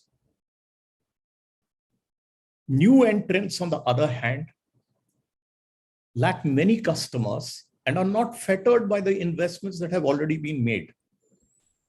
They can move in different directions. Now, all our competitors in the unorganized sector, for competitors they were, invested in slow speed indigenous machines at 1/10 the price of the capital investment that we would make. They sourced film and ink from small players at ridiculously low cost. With a lower cost of raw material and slower machines, waste was a bit more manageable for them. And the cost of the packaging they supplied was less than even our raw material cost. And that was the reality that we discovered. For us, the normal bias for continuity rendered us wedded to the growth path we were on. And this actually keeps us from being motivated to develop disruptive innovations that promise lower margins and target smaller markets. Now, if I look back, it did not behove us to introduce inferior products and services that we believed our existing customers could not use. You know, it was just not what 𝗖𝗶𝘀𝗃𝗃 PPL did. Now times have changed and markets and economies are shifting like never before. Today, we need constant innovation to cope with chaotic times. So let's talk about the change that exists today. If we examine the trends and how technologies and eco forces will impact us in the years ahead, in addition to the global disruptive forces that will create extraordinary disruption, like urbanization, accelerating technology change, shifting demographics, shifting global connections in trade, finance, people, and information, there are also three exponential technologies that are new age and that will definitely define our future. First is genetics, robotics, and what is now labeled ABCD: AI, blockchain, cloud computing, and data analytics. And they hasten change. David Peterson, who is the Senior Director of Coaching and Leadership at Google, and who's a Jedi Master of Coaching, postulates that the significance of the celebrated VUCA model will alter, with the two fundamental drivers of VUCA becoming complexity and constant change. Complexity and constant change. Ambiguity, uncertainty, and unpredictability are the side effects of complexity and constant change. Now, two researchers, 𝗗𝗶𝘀𝗃𝗃 and Johnston, created a complexity framework that is worth quoting. They see the world having shifted from being simple in the days of past, with repeatable and predictable cause-effect relationships, to being complicated. And now it is more, then it moved to being complex. And when it was complex, the relationship between cause and effect was not straightforward. It was not predictable. And it does not repeat. There are no right answers to many problems, and solutions do not handle the situation. The human mind needs to grapple with dilemmas and polarities. The scene today is indeed chaotic. In the chaotic world that we live in today, there is simply no clear cause and effect relationship. One grapples to find useful data for decision making, and leaders are faced with highly threatening uncertainty and ambiguity. The recent pandemic, which has brought this reality home to all of us.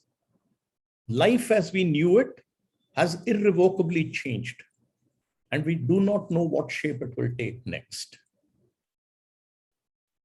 The human mind must be comfortable with ambiguity and uncertainty. It must be ready to face exponential change to help us be resilient and capable of defining our new business. Indeed, our new lives. The one reason why leaders fail is because they do not adapt when things change. The comfort of success often tends to keep us in a zone of contentment. To them, disruptive innovation does not appear a major threatening change process. Today, being innovative requires us to cope with disruption, and leaders and innovators have to shift their position on the continuum between bias for continuity and bias for change. They need to be able to embrace new perspectives and keep learning what they do not know. Tyag and Vairagya become very important concepts for managers to grasp. The ability to stay resilient, accept vulnerability, and yet be curious and courageous is what will build the capability to innovate. You know, when I worked with leaders in many, many organizations, I conduct an exercise through which one has gathered a lot of data, and this is what I call the postcard exercise.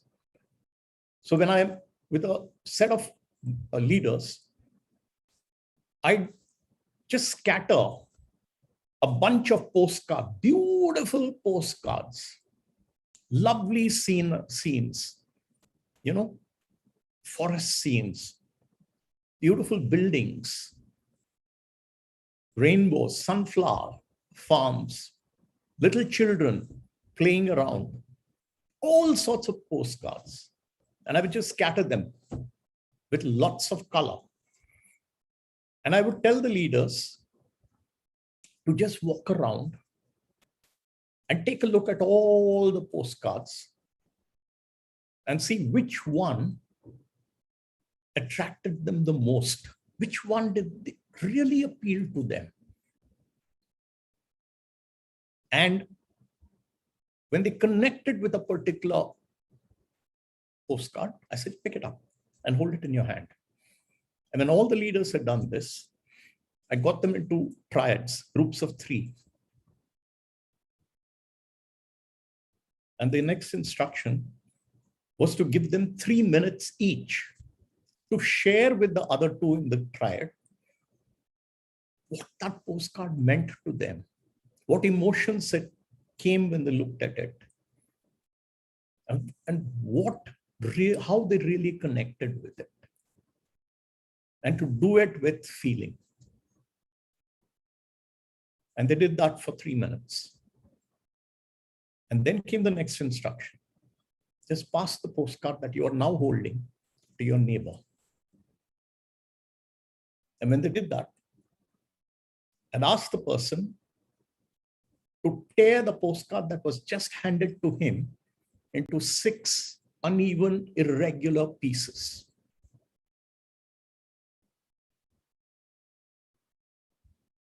Often there used to be shocked look on their faces. How can I do that? I said, just tear it. And they tear it. And then I would say, take 3 of these pieces that you have torn, random pieces, and throw them into this waste paper basket and hold on to just 3 pieces. And then came the last part of the exercise. I would give them a sheet of paper with crayons and pencils and, you know, paste and everything else, scissors and all, and ask them to create a new picture in which these 3 pieces played a part. What was amazing was the amount of data that came out about a person's individual bias. Many people said, how can I tear it? This card has so much of meaning, not just to me, but to my team member. And I can't tear it. And one had to force people to tear it. Now, which one of these 6 pieces do I throw out is a decision to be made. And they still don't know what they will do with the other 3 pieces. So shedding 3 pieces again took courage. And they had to manage their emotions. And then came creating a new picture. That's the future. They had fun, they had joy. But when you looked at the pictures that were created, some were trying to recreate the past at various degrees of intensity. and others said, past be gone. And here's an opportunity for us to use these three pieces and put our dreams out there on the wall. It was a fascinating exercise. And what one learned was that individuals have a definite bias for continuity and a bias for change. And where they are on this spectrum determines their beliefs and the behaviors, even in real life.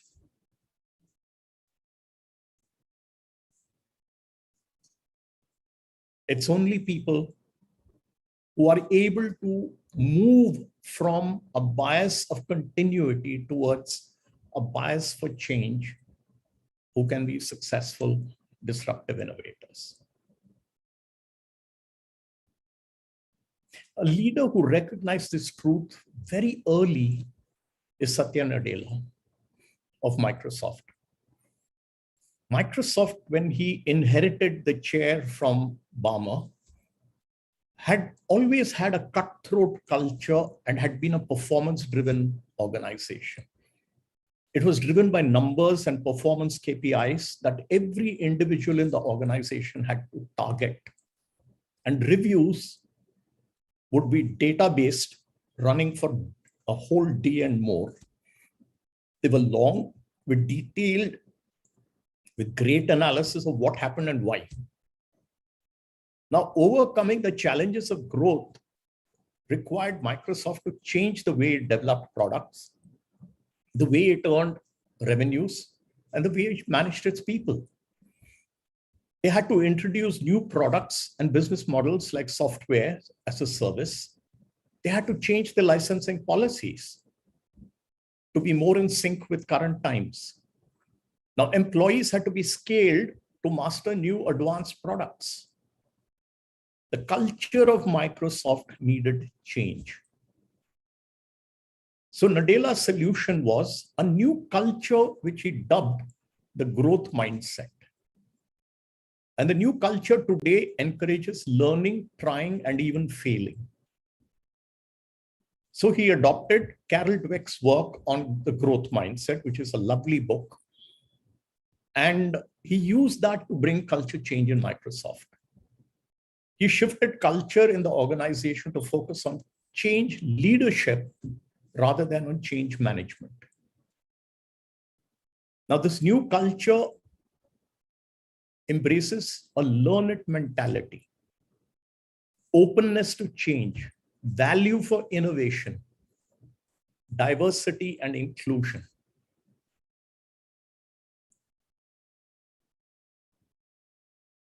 His famous statement to all his leaders was, it's okay to fail. It's okay to be 80% right, but have a learning attitude. We do not need to be focused on being 100% right all the time. He emphatically says, culture eats strategy for breakfast. Innovation and change today demands not just IQ or EQ. It is AQ, the agility quotient. It demands adaptability and ability to deal with the mental states we face when facing change. Leaders who recognize their own and the emotions of the people, and leaders who know how to realistically deal with emotions at every stage, are the ones who will be best able to manage chaotic change that innovation brings, be it sustained or disruptive. Now, the ability to stay resilient, accept vulnerability, and yet be curious is what will build the capability to innovate. We need to be more relaxed and comfortable with multiplicity and ambiguity. Getting in touch with our roots tells us that our civilization gives us the DNA that helps put anxiety over chaos. But we need to be in touch with that. Traditionally, if we look at it, we see chaos as a source of creativity and dynamism. And we need to recognize that to be handled the disruptions that we are going to be facing tomorrow. To quote Pawan Verma in his beautiful book that has just come out, since the ultimate reality of the universe is an integrally unified coherence, chaos is a relative phenomenon that cannot threaten or disrupt the underlying coherence of the cosmos. It is for us to accept, not fight, but adapt.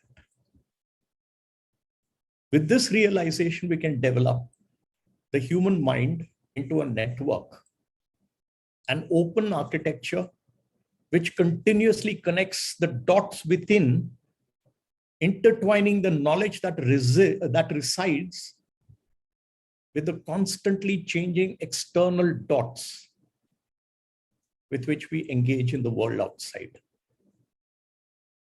The dots outside need to connect with the dots inside. And then we accept a new future.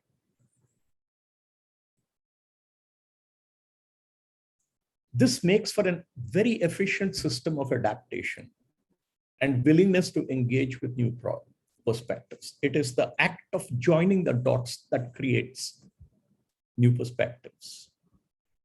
What we know now with what we already know, the two have to get connected. The theory of disruptive intelligence aims to bring clarity into these thoughts. It is a process-driven model, very logically derived, but at the heart of it is the softer side of the human beings who adopt the theory of disruptive intelligence. The imperative for a deep understanding of what drives disruptive innovation and how players and markets can benefit is greater than ever before. Now, coming back to today, it is indeed heartening that we have today a conference where educationists and scholars have focused on researching the subject with a multidisciplinary approach. 200 abstracts, 120 from students, 60 teachers, 20 research papers from researchers, a delegate which crosses 1,000. The interest in understanding and being able to not just cope, but use disruptive intelligence to craft a better life for ourselves tomorrow is seen from just this response. I would stress the need, however, to focus research on not just the doing, the processes and the structure of innovation, but to also include the study of human mindsets and cultures and organizations and societies. Now, these are intrinsic to creativity and sustainability.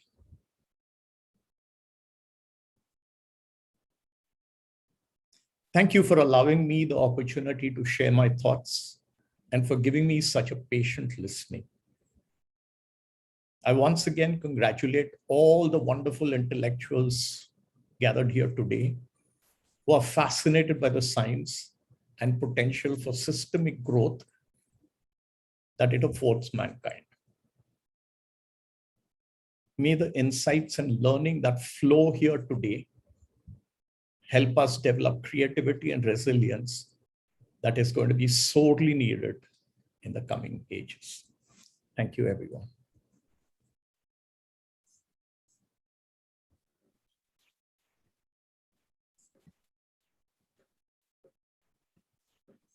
Thank you, Mr. Murthy, for your thoughtful address, where you have shared your own experience with Huhtamaki, where you have created a new business model to sustain. You also gave a very important suggestion to today's managers and leaders to change their perspective in this changing environment, not only to survive, but to sustain in this highly competitive market. You have also mentioned to, you have also given suggestions to today's leader to develop adaptability skill to a great extent. And we will surely practice the fascinating exercise which you have mentioned in your address to upskill, sir. Nadella's learning, trying and failing method, or the new culture is need of an hour. We agree with that. And you have rightly mentioned, sir, that it is important for all of us to have a learning attitude. Then any kind of disruption come on our way, we will be able to not only survive, but to sustain in the market. Along with our EQ, IQ, we also need to embrace AQ, that is agility quotient, to adapt and to adjust into any situation. Thank you very much, sir, for your address. And thank you so much for giving us your precious time and best wishes. Thank you. Thank you very much indeed. So as we have reached to the end of the inaugural function, before I ask Madam Chitra Subramaniam to formally propose a vote of thanks, a small announcement and request to all the delegates and participants to join us for the valedictory address by Mr. 𝗂𝗗𝘂𝗃𝗃 Hariharan in the early evening at 4:30 as per Indian Standard Time. Over to you, Madam.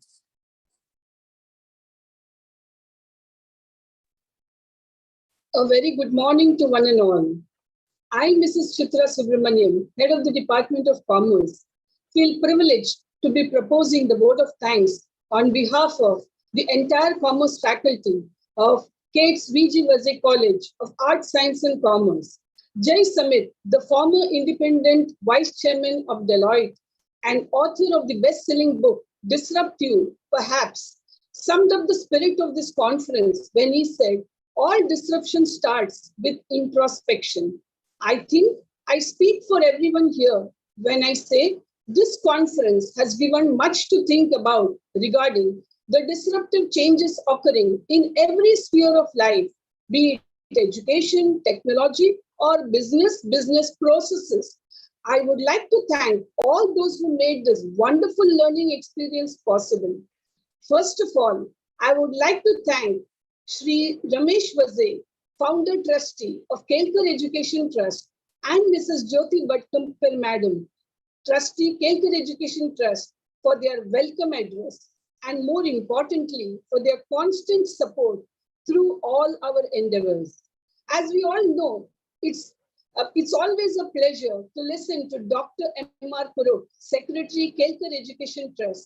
Thank you, sir, for taking out your valuable time to share your thoughts with us. I take this opportunity to put on record our sincere gratitude and appreciation to all the contributors of abstracts who took keen interest in our conference theme, sent in their abstracts, and made the e-publication possible.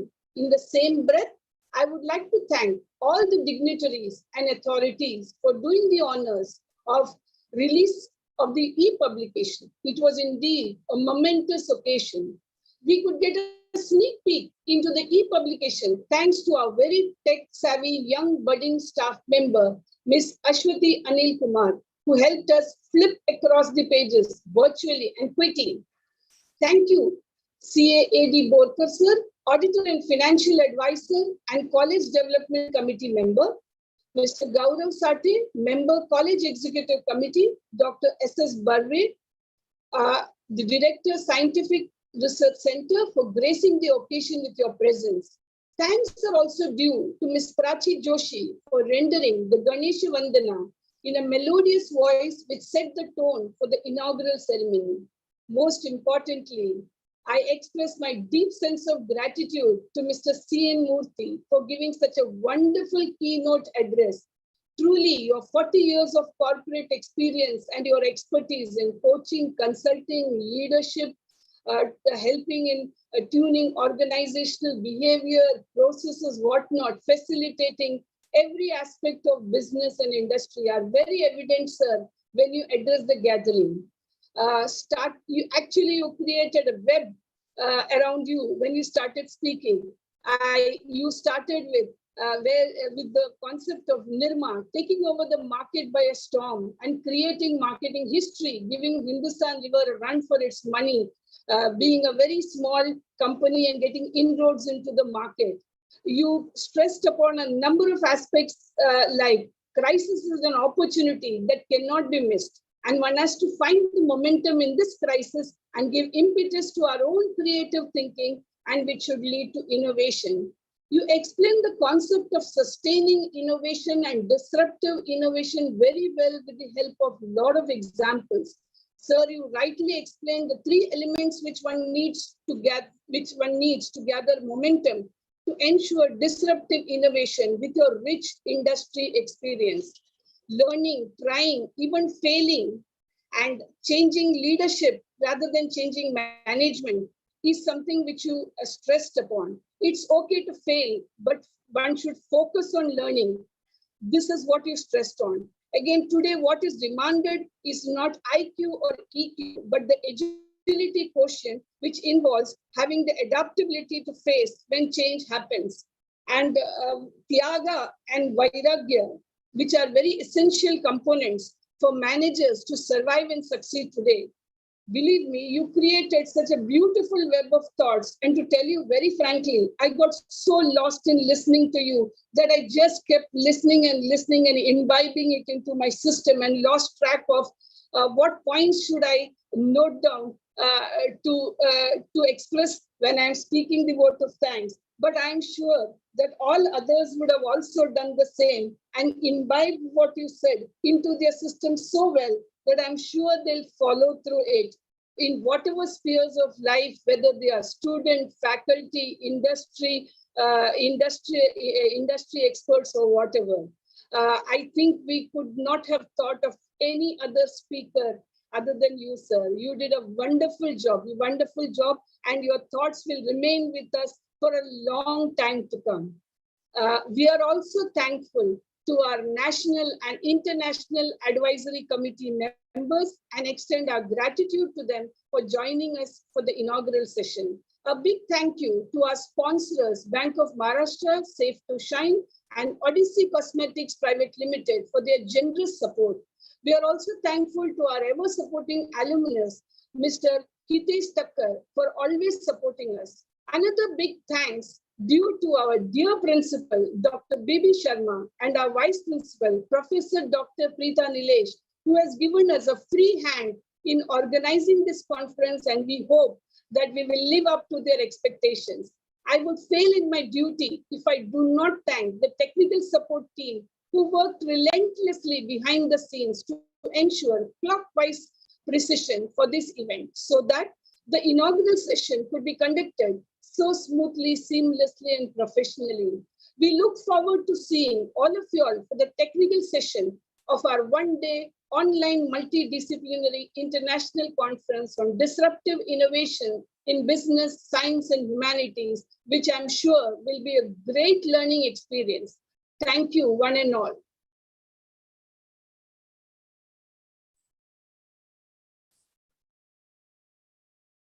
Thank you. Thank you so much, madam. Thank you, ladies and gentlemen, for your time and patience. I request all the paper presenters to join their respective sessions.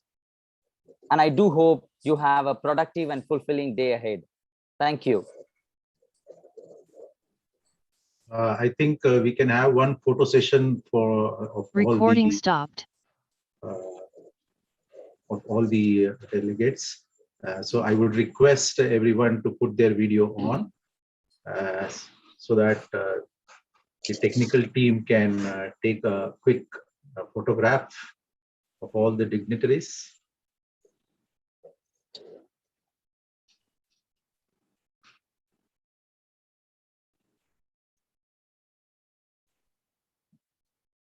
Mr. Venkat is also here.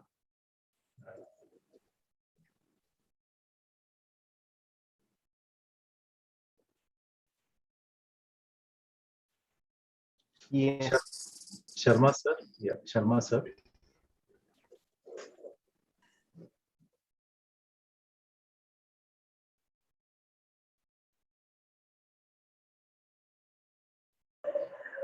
Yes, sir, done. Done. Okay.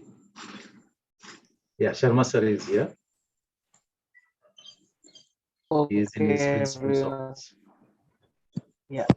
3, 2, 1, white smiles, please.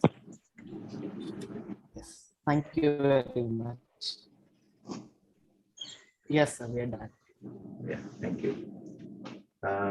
Manoj, I think for validatory session, you can just make a request.